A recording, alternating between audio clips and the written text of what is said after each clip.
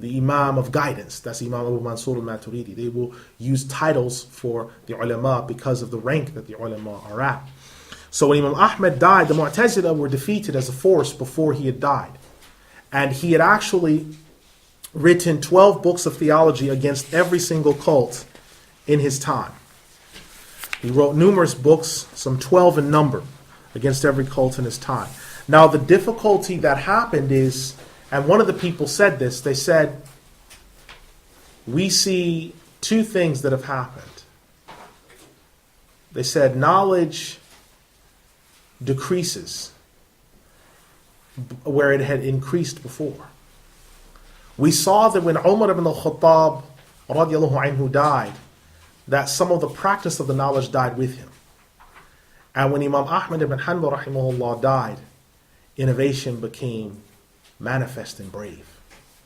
Because it was during his time that he was absolutely intolerant of cults. In terms of their books, the beliefs, he was absolutely intolerant of them. And it was that uncompromising stubbornness that kept a hold on what the truth was in that regard. That stubbornness, that, people don't like the word, but it is what it is. Militancy. Militancy. Islam does have a certain militancy. There is something militant about someone saying, I'm going to pray 5 times a day, and they get up in the summertime at 3 or 2:30 in the morning and they pray Fajr. Everyone else is either laying in pools of their own vomit or they're doing whatever else they're doing. That's militant. There's something militant about someone saying, Allah has revealed in His book that I'm to do this and I'm going to do it. That requires a certain level of militancy to stay on point. It requires a certain level of militancy to stay dedicated. But when we start talking about lukewarm or non-practicing, when you go in the book and you look at irreligious, he's an irreligious Muslim or he's a non-practicing Muslim. Look that up in the Ottoman dictionary, which has Arabic and English. And in the Ottoman Arabic English dictionary, I looked up non-practicing and the word next to it is kafir. That's how the Muslims that were on it, at that point, that's how they saw it. No Muslim sees himself as non-practicing. They've got the word right next to there. I thought, I wonder what they've got. Kafir. Right. What am I going to do with this? Well, the same thing I have to do with every other thing that Muslims that are straight to the point do. You've just got to go with it. You've got to roll with it. And that's how it is. So when you look at, after Imam Ahmad's death, the cults were defeated, but they spread out from other locations and went into other areas. And it's at this time that one great Imam, you may want to write his name down, Abu Mansur Al-Maturidi, rahimahullah. He died 333 Hijrah. He's called Imam al-Huda. Imam al-Huda. He is the reason why Hanafis aren't Mu'tazila today. He is the reason why they're not Mu'tazila today. He used to go to Jum'ah he actually used to speak the truth on Yawm al-Jum'ah in the masjid with Mu'tazila who were Hanafis with swords pointed at his throat. And he would be giving the Jum'ah khutbah. In Khurasan, South Asia, he was in an ocean of Hanafis that were Mu'tazila. An absolute ocean. And him and 5 others from Naysabur were the only ones upon that way. And through careful plotting and also from the barakah of his lineage, because he's a direct descendant of Abu Ayyub al-Ansari, radiallahu anhu. Because of that barakah and because of his efforts, he actually turned the tide in that whole area. And people started changing their position. Also remember, because of his da'wah and because of his emphasis, Afghanistan was actually leading and was more closer to being Shafi'ii. Most of Afghanistan was Shafi'ii at that time. Because of his work within 100 years, that whole place was Hanafi. Now, you'll find maybe some, but the vast majority of Central Asia's republics, Afghanistan, is Hanafi. India is undivided India. Before there was a such thing as Pakistan or Bangladesh, was Hanafi. Although previously they'd been leaning towards being Shafi'i. Because Sri Lanka, all those nations, they were Shafi'i. And so Abu Mansur Maturidi, because of his dawah, the collapse, because people had been thinking, because they had associated the Hanafi school with being Mu'tazila. So they said, well, the only way to be upon right guidance would be to have to avoid, because all the teachers that would teach me fiqh would have the wrong creed. And so people went into the Shafi'i school because it was next door to them. But what happened is once the Mu'tazila collapsed and the stigma of the Mu'tazila was no longer attached to Hanafis, it all of a sudden brought massive conversions over to that fiqh. And it led to a change in Central Asia. And it's a change that still to this day remains in place. Now also what happened is, because the Hanafi school went into the administrative government of the Abbasids, because from the administrative level, most of their administrators that were being paid as civil servants were Hanafis. And that had an effect on the Hanafi school as well, because it added a level of bureaucracy to it, which gave it the complexity that it had, but it also stigmatized them. So whenever the government was oppressive or the taxes were bad, people would associate that with the Hanafi school. Now, once Khilafah collapsed, because the Hanafi school had been so integrated within the government, it's like the Hanafi school sort of imploded in a sense. And so now when you look at the Hanafi school, although it's huge, it has 50% of the ummah is, as far as scientific and medical advancements and everything else, it doesn't have them because it had been so heavily invested in by the government. When it collapsed and it was no longer invested in, it doesn't have any. So the people that are leading medical advances and things like that today, the North Africans, Malikis, the Gulf, the Hanbalis for in vitro operations, cephalitic twin removal and parasitic twin removal. And it's not because, well, they're better, but it's because they hadn't been invested in the government. They were not within that actual system, whereas the Hanafis became part of the bureaucratic system. And it's a challenge that Hanafis still today will have to rise to get back the glory that they had, because they have to work independently now. Now, in 242, there were a number of massive earthquakes that rocked Rai, Tabaristan, Naysabur, Isfahan, Qom, Qashan, all at once. And there was a massive amount of volcanic activity, and some mountains were demolished in the process. People said that they heard voices coming from the sky and the earth. Another earthquake hit Yemen in the area of Ad-Damiran and killed half of the inhabitants, which were some 25,000 in number. This is very significant because people tend to treat it as if we either only had earthquakes in this time or people only knew how to report earthquakes in the time that we live in. But no, this is a historian. Imam Ibn al-Imad lived hundreds of years ago. And look at the level, look at the accuracy of his reporting. Look at the accuracy of his knowledge of towns and people affected and exact numbers. Today, you don't sometimes get exact numbers. That's how accurate our people are.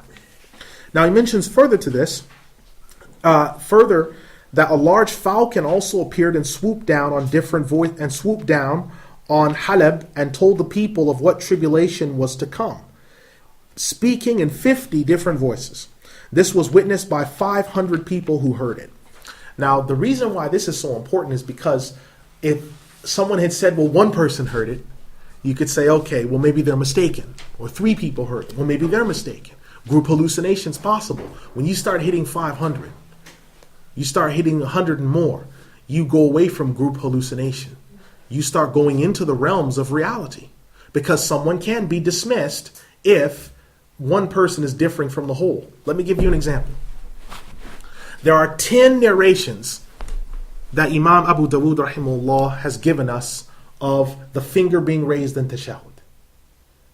And 9 of them say, La yuharrikuha, that the Prophet ﷺ, it specifically says he used to raise his hand in tashahhud, wa la yuharrikuha, and he didn't move it.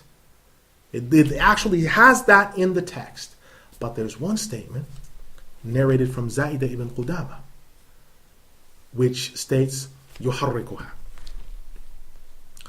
The scholars are agreed that Za'idah ibn Qudama, by comparing his narration with the other 9, and then going back to their sheikh, who's Sufyan ibn Uyayna, there's no way that the hadith could be preserved as yuharrikuha. Why? Because Sufyan ibn Uyayna, his own fatwa and practice to his students is Don't move it.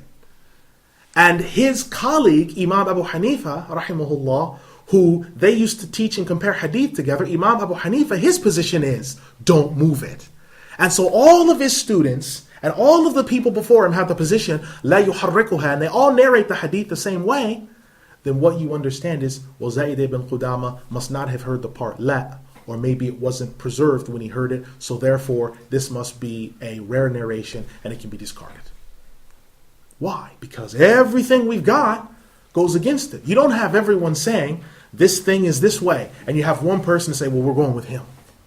No, every other thing that we have narrates la yuharrikuha. It's not moved. So then don't move it. And that's the reasoning behind that principle. Now, deaths in this time included Ahmed ibn Abi Bakr, a student of Imam Malik ibn Anas, Abu Hassan al-Ziyadi, Abu Muhammad al-Hasan ibn al-Hulwani al-Khallal, Abdullah ibn Ahmed ibn Bashir ibn Dhakwan, Muhammad ibn Aslam al-Tusi, Muhammad ibn Ruh al-Tujibi, Abu Ja'far Muhammad ibn Abdullah ibn Ammar al-Mawsili, Nuh ibn Habib al-Qumsi, and Yahya ibn Aktam. There were more deaths in the year 243, and in 244, Imam ibn al-Imad mentions that the festivals of Eid al-Adha, the Passover of the Jews, and Palm Sunday of the Christians all coincided on the same day. All right? He mentions that as a significant point for two reasons. Number one, it shows that sometimes the calendars, because the calendar back then being used was the Julian calendar for the Christians, and the Jews at that point were using a lunar calendar. It hadn't yet been adjusted to what it is now. It shows that the calendars were all lunar and would sometimes fall every 30 years or every 20 years. They would fall in line. So you'd get Passover, Eid al-Adha, and Palm Sunday that would all occur within the same time, same week, or sometimes on the same day. We also see from this that he had a very, very firm knowledge of the other religions around him. Very, very firm knowledge of them. The children of Israel in the year 900 AD, Hebrew became a dead language. So what happened is the Muslim scholars came down and helped them revive it, because Hebrew was a dead language by that time. So they actually helped them write out their dictionaries. And when you look today, whenever there are difficult words the Jews have to deal with in very old books in their Hebrew manuscripts, they go to Lisan al-Arab, Taj al-Urus, Mukhtar al-Sihah, the Arabic dictionaries. Why? Because they can't find those words anywhere else. And so we preserved their language. In 245 Hijri, Abul Hasan, the inventor, makes the first telescope and writes several books on optics, the diseases of the eye, and how vision works. It will be another 500 to 600 years before Europe even knew about this matter. A massive earthquake hit northwest Africa and destroyed encampments, homes, and some cities. Al-Mutawakkil sent some 3 million dirhams out to those who suffered and lost their homes. Some of the places damaged include Antioch, which had 1,500 homes lost. Some deaths in this year were Ishaq ibn Abi Israel, Dhunnun al-Masri, and Hisham ibn Ammar. So 3 million dirhams. Right? 1 dirham is 14 pounds. Multiply it out. That gives you an example of how much was sent out in today's currency. Next time you think of a disaster, what type of leader do you know that sends out that type of money to one group of people? From their own people. From their own people. That much didn't go out to Katrina survivors. Bush didn't have that much to send out to them. What, a measly 1 million? 2 million? Right? Al-Mutawakkil, who is supposed to be, according to historical accounts, tyrannical, sends out this amount of money to people who've been affected in a massive way. But he's supposed to be tyrannical. What would a saintly one from amongst us have sent? It really makes you think of the reality of what we're looking at. Now we look at from the years 246 to 256 Hijri. In 247, Al-Mutawakkil ala Allah was killed by his son, Al-Mustansir, who then took over and became the 11th Abbasid Khalifa. He would only last until the year 248 in the month of Shawwal, when he would die at 26 years of age, having been poisoned. The 12th Khalifa of the Abbasid system was Al-Musta'in. He was killed in the year 252 AH after battling with Turkish tribes. After him, the oath of allegiance was given to Al-Mu'taz Billah.